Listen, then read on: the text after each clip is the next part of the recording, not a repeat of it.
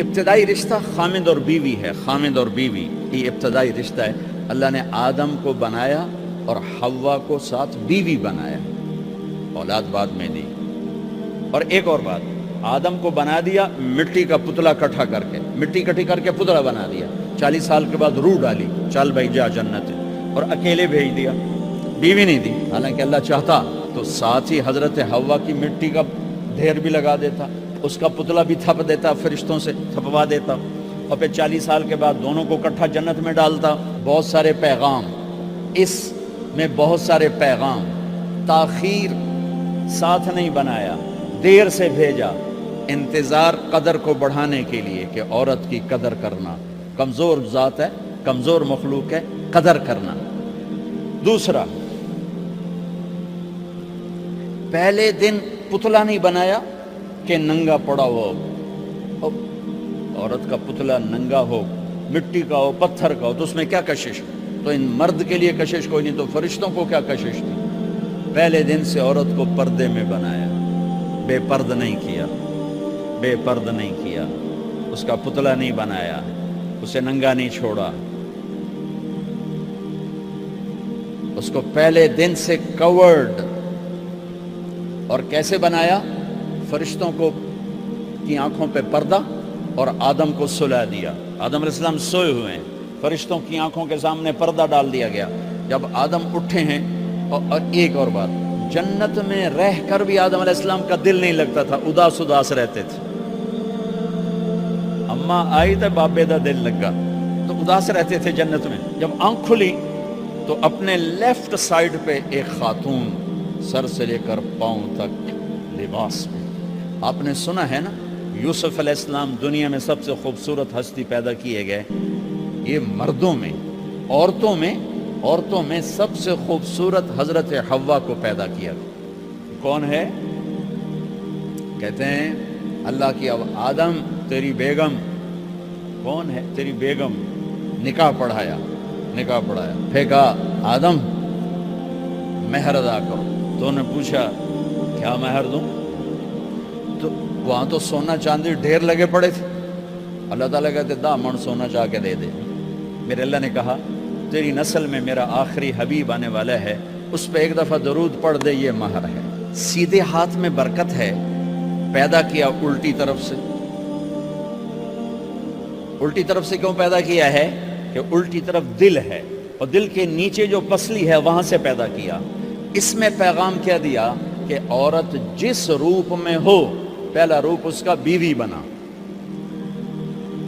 پھر وہ ماں بنی, پھر اس آگے بیٹی کا روپ ہے, پھر بہن کا روپ ہے, پھر خالہ ہے, پھوپھی ہے, دادی ہے, نانی ہے, ساس ہے. جس روپ میں بھی عورت ہے اس کو دل کے قریب جگہ دو. یہ دل کے نیچے سے پیدا کرنے میں یہ پیغام دیا گیا ہے. اسے ذلیل نہ کرو, اسے خوار نہ کرو, اسے بے عزت نہ کرو, اس پر شدت نہ کرو. تو پہلا بنیادی رشتہ خامند اور بیوی ہے, اور آخری رشتہ بھی خامند اور بیوی ہے. لیکن اس وقت ہمارے معاشرے میں خامند سے زیادہ اس کے ماں باپ حق جتلاتے ہیں, خامند سے زیادہ اس کی بہنیں حق جلاتی ہیں, خامند سے زیادہ اس کے رشتہ دار حق جتلاتے ہیں, اور جھوٹی سچی شکایتیں لگا کر بیوی سے متنفر کرتے ہیں, اور کہیں بیوی کو خامند سے متنفر کرتے ہیں. آپس میں لڑائی لڑا کے پھر خوش ہوتے ہیں. میرے نبی سے پوچھا جائے یا رسول اللہ آپ کو سب سے زیادہ کس سے پیار ہے؟ تو آپ نے کہا عائشہ سے. اللہ, وہ جھینپ کے کہنے کے نہیں, میں پوچھ رہا ہوں لوگوں میں آپ کو کس سے زیادہ پیار ہے؟ تو آپ کہتے ابو بکر سے. تو آپ نے پھر کہا ابوہا, مجھے عائشہ کے باپ سے زیادہ پیار ہے. پھر پہلے عائشہ کا, تو پھر کہتے ابو بکر. تو آپ نے کہا نہیں, ابوہا, مجھے عائشہ کے باپ سے سب سے زیادہ پیار ہے. یہ آپ کو میسج دیا ہے کہ گھر کی زندگی کیسے ہوتی ہے. کوئی عشق نہیں چڑھا ہوا تھا, میسج دینا. ہم عائشہ چھوٹی عمر کی تھی, ان کو آٹا گوندھ کے دیتے تھے, آٹا گوندھ کے دیتے تھے. پھر جب ان کو آٹا گوندھنا آ گیا پھر چھوڑ دیا. پھر ان کو سامنے بٹھا کر لقمے بنا کے کھلاتے تھے. پھر ہم عائشہ رضی اللہ تعالیٰ عنہ, کوئی گوشت کا ٹکڑا, وہاں بڑے بڑے گوشت کے ٹکڑے پکائے جاتے تھے, تو کوئی گوشت کا ٹکڑا اٹھایا اور ایسے 2-4 جگہ سے نوچا اور پھر رکھ دیا، سارا کھایا نہیں جاتا تھا، تو اللہ کے نبی اسی کو اٹھاتے اور حضرت عائشہ کو دکھا کر جہاں سے حضرت عائشہ نے نوچا ہوتا تھا وہاں سے یوں کاٹ کے دکھاتے تھے۔ پھر حضرت عائشہ رضی اللہ تعالیٰ نے گلاس اٹھایا پانی پینے کے لیے، جہاں ہونٹ لگائے پہ گلاس رکھ دیا، بڑے بڑے گلاس ہوتے تھے، تو حضرت ہمارے نبی اٹھاتے تھے، جہاں عائشہ کے ہونٹ لگے ہوتے تھے وہاں ہونٹ لگا کے پانی پیتے تھے۔ یہ آپ کو سکھانے کے لیے ہے، اپنے گھر والوں کے ساتھ بیٹھ کے کھانا کھاتے۔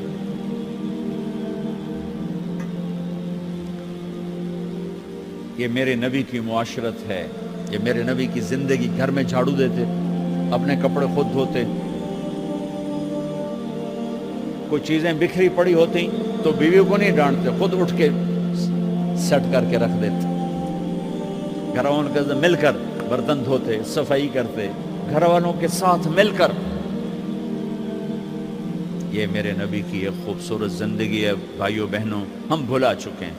بیوی کے لیے خامند کو سب سے بڑا حقدار۔ بعض لڑکیاں ایسی نادانی کرتی ہیں کہ شادی کے بعد بھی اپنے ماں باپ کی آنکھ کو دیکھ کے چلتی ہیں۔ شادی کے بعد سب سے بڑا حق خامند کا ہے، شادی کے بعد سب سے بڑا حق خامند کا ہے۔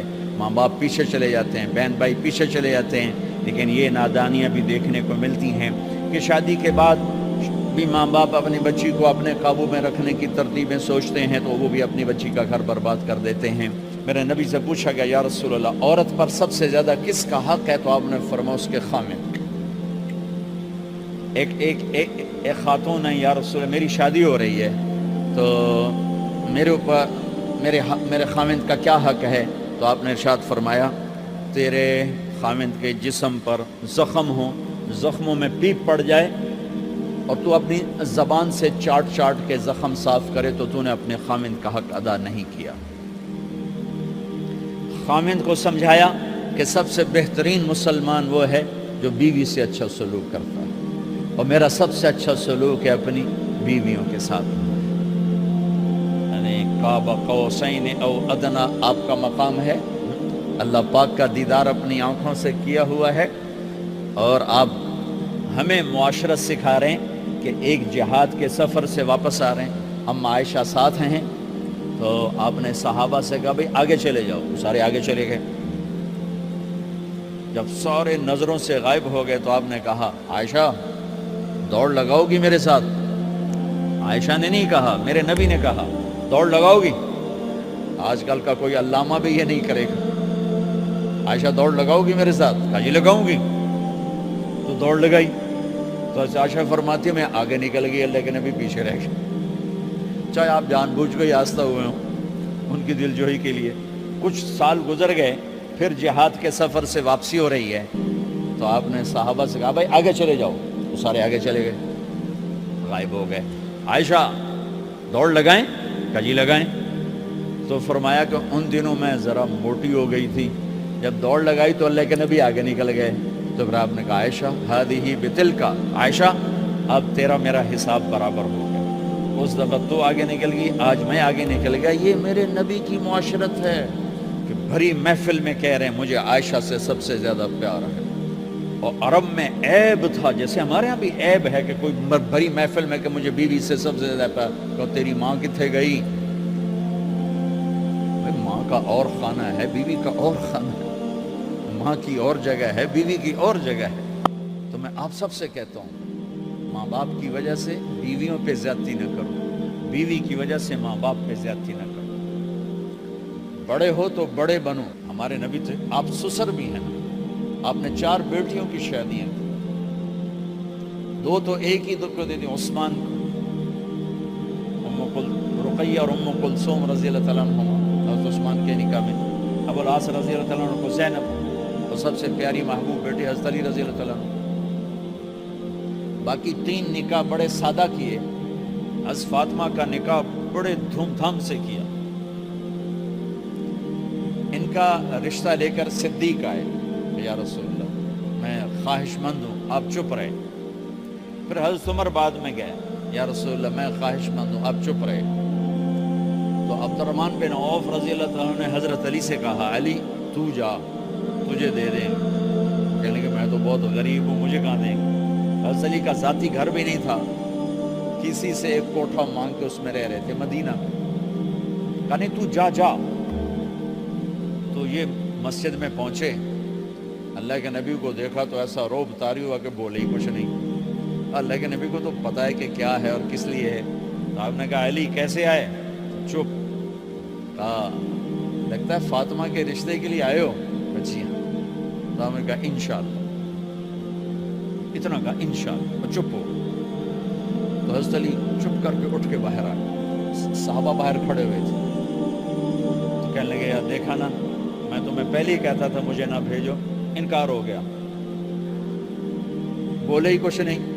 تو حضرت عبد الرحمن بن عوف کہنے لگے جنہوں نے بھیجا تھا, کچھ تو کہا ہوگا. کہ بس انشاءاللہ کہا. کہا تو اللہ کے بندے ہاں ہو گئی. نبی کی انشاءاللہ ہاں ہوتی ہے, یہ ہاں کیوں نہیں کی؟ سبحان اللہ, اللہ اکبر, یہ ہاں کیوں نہیں کی؟ گھر گئے, فاطمہ علی کا رشتہ آیا ہے کر دوں, اس لیے ہاں نہیں کی. ہم تو بیٹیوں سے پوچھتے ہی نہیں, عیب سمجھتے ہیں بیٹیوں سے پوچھنا. جی میں گاں نو بن چھڑیا قلعے نال, ایویں اسی دیاں نو بن چھڑنے قلعے نال. مجھے ایک اپنی مطلب برادری لیول کے ایک خاتون کا فون آیا کہ مولانا پڑھایا مجھے لاہور میں اچھے کالجوں میں, اور میری منگنی کرتے وقت مجھ سے پوچھا ہی نہیں, اور ایک شرابی سے منگنی کر کے مجھے اطلاع دی سی تیری منگنی کر چھڑی ہے, فلانی تاریخ نو تیرا نکاح بھی ہونا ہے. مجھے آج تک گلہ ہے. پوچھ لیتے, اگر نہیں پوچھا تھا چلو میں نا ساڑھے پنجاب کوئی نہیں پوچھ دے, گاں موج دی طرح ٹور چھڑ دیں, تو چلو اتنا تو ویکھ لیندے بھی کم از کم شراب تو نہ پیندا ہوئے. ایک شرابی نال میرا نکاح کر چھڑا, ساری زندگی ہڈیاں رگڑ رگڑ میری گزر گئی. علی جیسا رشتہ آیا ہو تو اوپر سے حکم بھی آ چکا ہو کہ علی کو ہی دینا ہے, تو پھر آپ فاطمہ سے پوچھیں فاطمہ تیرا رشتہ آیا ہے علی کا کر دوں؟ حضرت فاطمہ نے ہاں کی تو پھر مسجد تشریف لائے. یہ آپ کو معاشرت سکھائی جا رہی کہ بیٹیوں سے بھی پوچھو, زندگی انہوں نے گزارنی ہے, تم نے تو نہیں گزارنی. بس میری غیرت دا سوال ہے, میں اتنا ہی کرنا نہیں تھا بیٹھی رہے. میری اپنی فیملی میں اتنی عورتیں بوڑھی ہو کے قبروں میں چلی گئی, بس اتنا ہی کرنا نہیں کرنا تھا بیٹھی رہے. وہ بیٹھی رہ گئی. یہ ظلم و ستم ہے جو تمہاری عدالت میں بھی نہیں آتا, کوئی کیس بھی نہیں ہوتا, لیکن اللہ کی عدالت میں کیس درج ہو چکا ہے کہ میرے نبی نے علی جیسے داماد کے لیے بھی پہلے پوچھا, حالانکہ اوپر سے اشارہ ہو چکا ہے. ابھی بتاتا ہوں میں. فاطمہ بیٹی علی کا رشتہ ہے کر دو. انہوں نے کہا کر دیں. پھر کہا بلاؤ. پھر علی آئے, علی جمع کرو لوگوں کو. مسجد ساری بھر گئی. تو آپ ممبر پر تشریف فرما ہوئے. حضرت علی کو ایسے سامنے بٹھایا, لوگوں مجھے جبریل اللہ کی طرف سے پیغام دینے آئے ہیں کہ میں اپنی بیٹی فاطمہ کا نکاح علی کے ساتھ کر دوں. آسمان سے وحی بھی آئی ہو اور پھر بھی پوچھا جائے, یہ میرے نبی کی معاشرت ہے. ہم تو پوچھنا عیب سمجھتے, وہ اسے ذلت سمجھتے.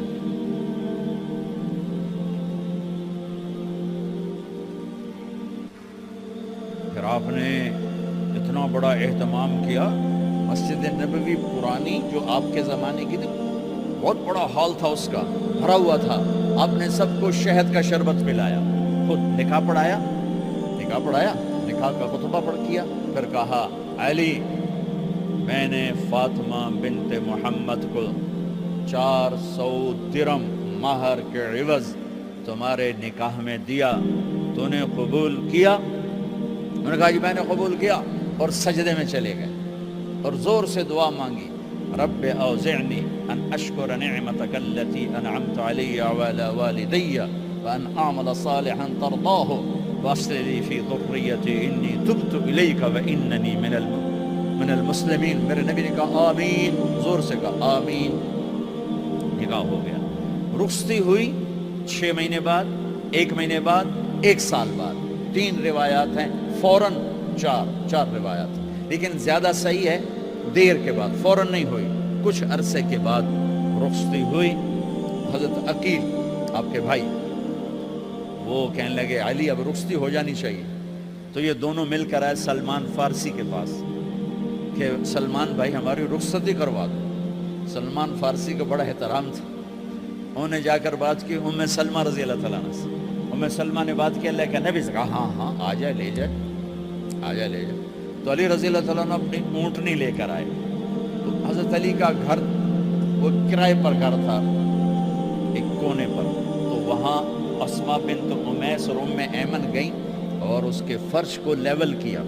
فرش میں سرخ مٹی ڈال کے اس کو لیول کیا اور دیواروں کی پوچھا پاچی کی اور وہاں کھوٹیاں لگائیں کپڑے ٹانگنے کے لیے. آپ نے حضرت عائشہ حضرت ام حبیبہ حضرت ام سلمہ سے فرمایا تمہیں پتہ ہے نا مجھے فاطمہ سے کتنا پیار ہے, اسے دلہن بناؤ. دلہن بنانا بھی سنت ہے. دلہن بناؤ اسے دلہن بناؤ. تو آپ کو دلہن بنایا گیا. پھر علی رضی اللہ تعالیٰ نے تشریف لائے سلمان فارسی اور عقیل کے ساتھ.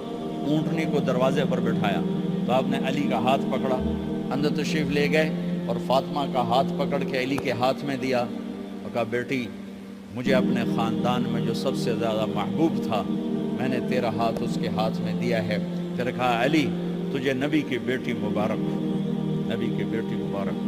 پھر آپ نے سے پیالے میں پانی منگوایا اور اس میں آخری 2 سورتیں پڑھ کے دم بھی کیا, تھوک بھی ڈالا.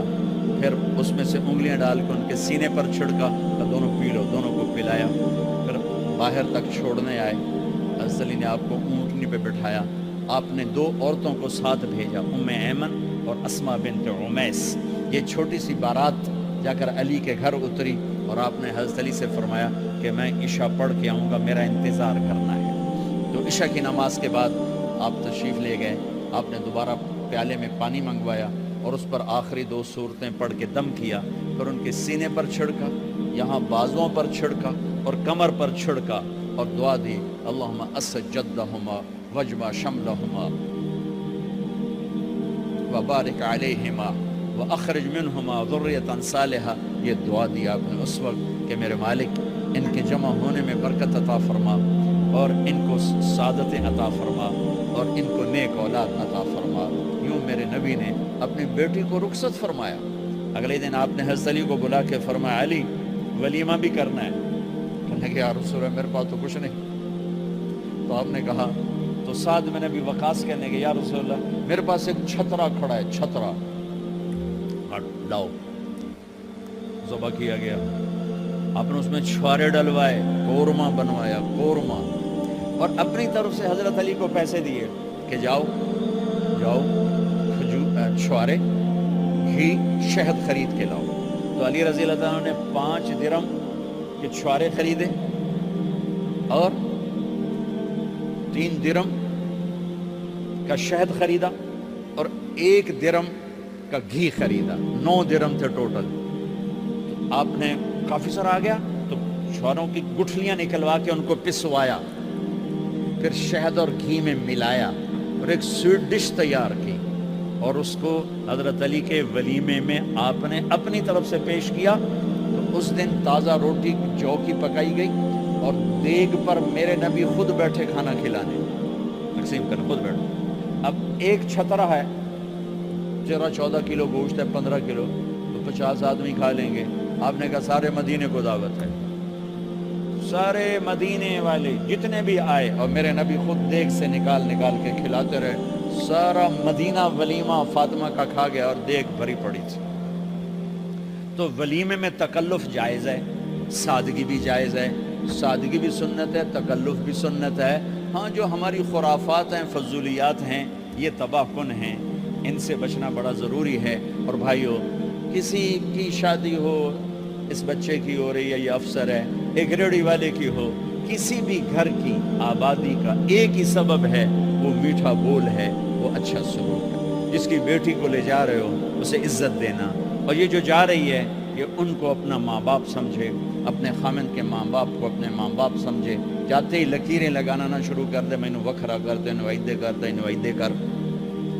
وہ اپنے گھر کا ایک فرد بن کے زندگی گزارے. جو لے کے جا رہے ہیں ان کے ذمہ ہے کہ اس کو بیٹی بنا کے لے جائیں. سسرال جو ہوتے ہیں وہ ہمیشہ عیب دیکھتے ہیں, خوبیاں انہیں نظر ہی نہیں آتی. تو کھٹپٹ تو ہوتی رہتی ہے, کوئی ایسی بڑی بات نہیں. کھٹپٹ کو صلح میں بدلو, مزید چڑھائی جھگڑا نہ بڑھاؤ. میرے نبی حضرت فاطمہ کے گھر آئے, دیکھا تو آپ اداس بیٹھی. آپ نے کہا فاطمہ بیٹی کیا ہوا؟ کہ میرا اور علی کا جھگڑا ہو گیا. اچھا. خود گئے بیٹی کے باپ ہو کر, دیکھا تو حضرت علی مسجد میں سوئے ہوئے تھے. آپ نے ان کو اٹھایا, کہا یا ابا تراب قم, آپ کو یہ ٹائٹل یہاں ملا, اے ابو تراب. فرمایا کرتے تھے کل کائنات ملتی تو اتنی خوشی نہ ہوتی جتنا اس ٹائٹل کی خوشی ہے. ابو تراب کہنے کا کیا مطلب تھا؟ کہ اظہار محبت کے لیے ایسے ٹائٹل دیے جاتے تھے. تو ابو تراب کہہ کر یہ میسج دیا کہ میاں بیوی کی لڑائی ہوتی رہتی ہے, میں تجھ سے ویسے ہی محبت کرتا ہوں جیسے پہلے کرتا تھا. یہ میسج دیا اس نے. اب حضرت علی کو لائے اٹھا کر اور گھر میں تشریف لائے. نہ علی کی سنی نہ فاطمہ کی سنی. ہاں بھائی علی کی مسئلہ ہے, ہاں بھائی فاطمہ کیا مسئلہ ہے. یہ مسئلے سن سن کے بھی زیادہ لڑائی ہو جاتی. صلح کرامن علی بھی آپ ہو 2-4 لتر مار کے آ جاندے. تو میرے نبی نے کیا کیا, سبحان اللہ, زمین پر لیٹ گئے. ادھر علی کو لٹایا, ادھر فاطمہ کو لٹایا. علی کا ہاتھ اپنی ناف پہ رکھا, فاطمہ کا ہاتھ ان کے ہاتھ پہ رکھا, اور بیٹی کے ہاتھ پر اپنا ہاتھ رکھا. پھر فرمایا کہو ہماری صلح ہو گئی. علی کہو, فاطمہ کہو. دونوں نے کہا ہماری صلح ہو گئی. آپ اٹھے, خوش خوش باہر آئے, چہرہ ایسے گلاب کے پھول کی طرح.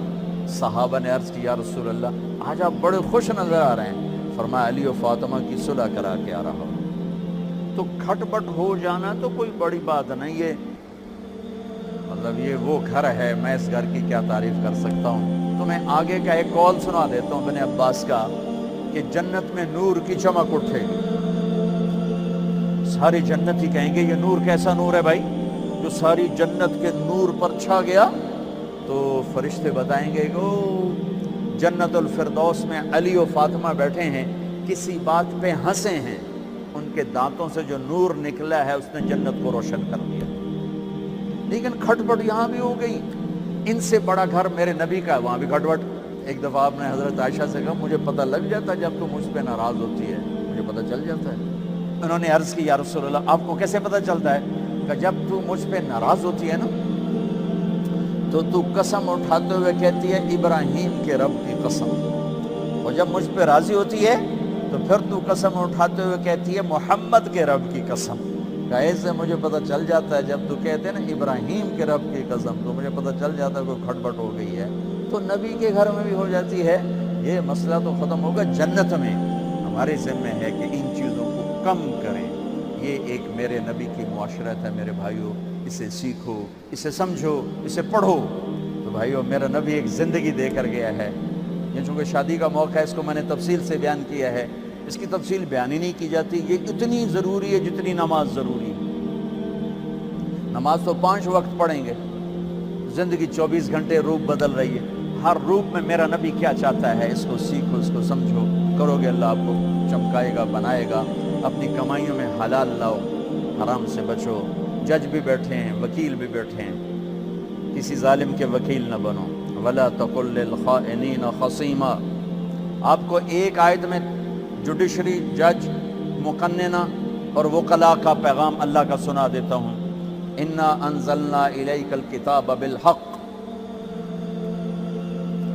لتحکم بین الناس بما اراک اللہ ولا تقل للخائنین خصیما.